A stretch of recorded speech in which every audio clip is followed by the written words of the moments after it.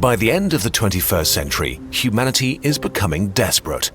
Decades of heat waves and droughts have led to unusually poor harvests, while the warming oceans yield fewer fish each year. In the tropical zones, millions suffer from famines, and resource wars have made millions more flee to the north. As things quickly get worse, in an act of desperation, the world's governments decide to enact an emergency plan. It's far from certain that a grim scenario like this will play out, but the failure of world leaders to effectively address climate change makes it far from impossible. So, in the near future, it might become necessary to try something radical to slow down rapid climate change. Geoengineering. Interventions so massive in scale that they might undo centuries of human behavior, or make everything much worse. What is geoengineering? Is it really an option? And what if it goes wrong?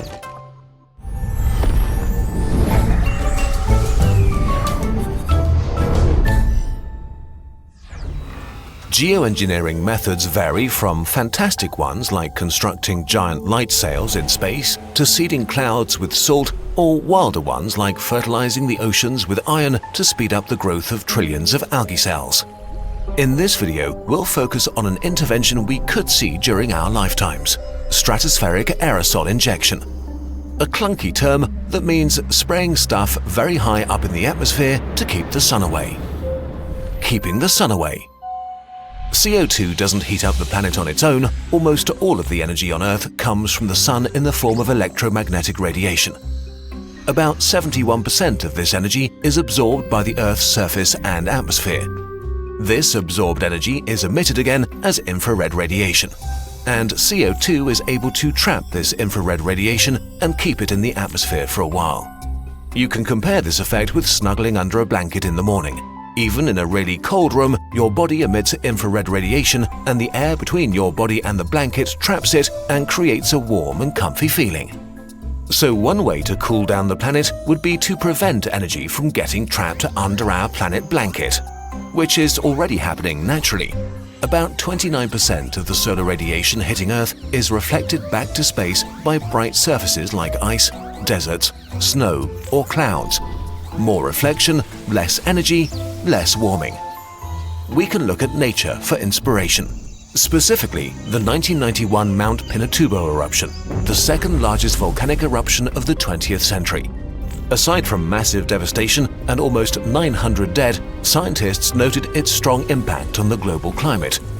The explosion ejected millions of tons of particles and gas as high as the stratosphere, which hung around there for a while. The stuff that's interesting for geoengineering is sulfur dioxide, a nasty-smelling and invisible gas. High in the atmosphere, it produced a haze of sulfuric acid droplets that mixed with water and created giant veils. These veils reduced the sunlight reaching Earth's surface by roughly 1%. Global average temperatures dropped by 0.5 degrees Celsius. It took 3 years until this cooling effect had stopped. Humans could imitate this process by injecting sulfur particles directly into the stratosphere. According to some scientists, this might be surprisingly easy to do, and we don't even need a lot of new technology for it. According to one study, it also might be pretty cheap compared with the costs of rapid climate change. A small fleet of specialized aircraft could ascend once a year and distribute aerosols along the equator from where they would be spread around the world.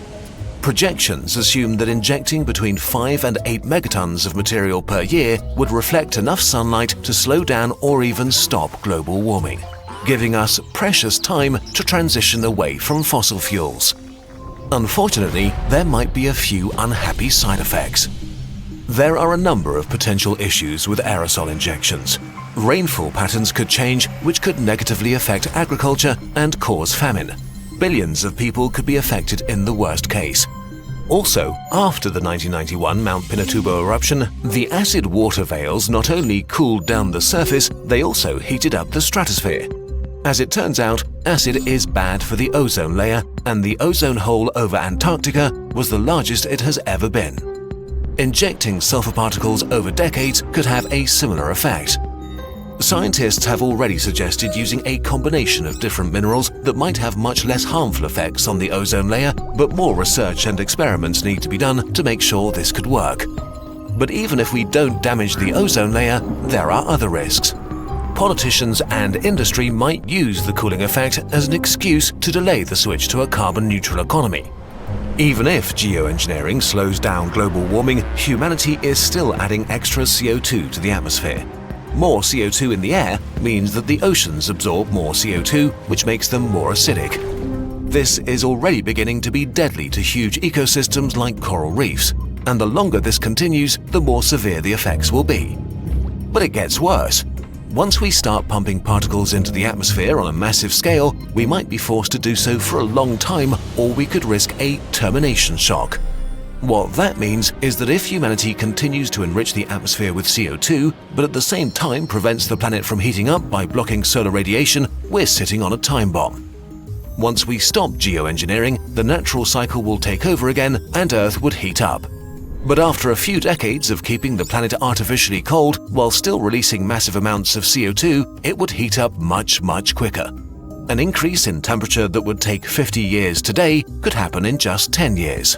Such a temperature shock in such a short time would disrupt every major system on Earth so much that it would be impossible to adapt in time. The worst-case scenario could be dramatic famines and the rapid destruction of ecosystems. Humanity might survive, but the survivors would inhabit an unfamiliar and hostile world.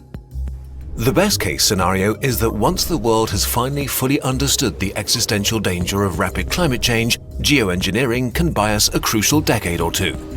Time to transition our economies and maybe even pull CO2 out of the atmosphere, maybe with technologies that we'll discuss in a future video. Conclusion. Geoengineering is a scary concept. It's not a solution to climate change, and it might even be a welcome excuse for the fossil fuel industry to delay the end of the fossil fuel age. Over the last few decades, geoengineering has been so controversial that it's stopped many scientists from doing the experiments necessary to understand it better. But blankly opposing geoengineering is short-sighted. The sad truth is, we are already running a geoengineering experiment. We're testing how fast the world changes if we add about 40 billion tons of CO2 each year. This experiment is about to get really exciting. Hopefully, we'll never have to use geoengineering. But if we need to in the future, we better have done the science. We better be prepared. Or a panicking humanity might accidentally press the self-destruct button. It's time to reveal our darkest secret. This may come as a surprise to you, but Kurzgesagt is not actually run by burbs, but by humans. Now you might wonder, how's this possible? So many people spending hundreds of hours on research, writing and animating the Kurzgesagt videos that are then released for free. Well, the answer is simple. It's possible because of our shop. Our products are a piece of Kurzgesagt that you can touch, read, and have around you. Just like our videos, they're a vital part of our dream to inspire people all around the world. Our carefully researched infographic posters are now part of so many people's homes, teaching them about evolution, black holes, and the night sky. While our gratitude journal helps improve lives every day. A special thanks goes out to everyone who appreciates our weirder product ideas. Every Kurzgesagt product you buy directly funds another moment we get to spend working on our videos, and you get a special piece of Kurzgesagt in return. Thank you so much for being a part of our story and for making this channel possible.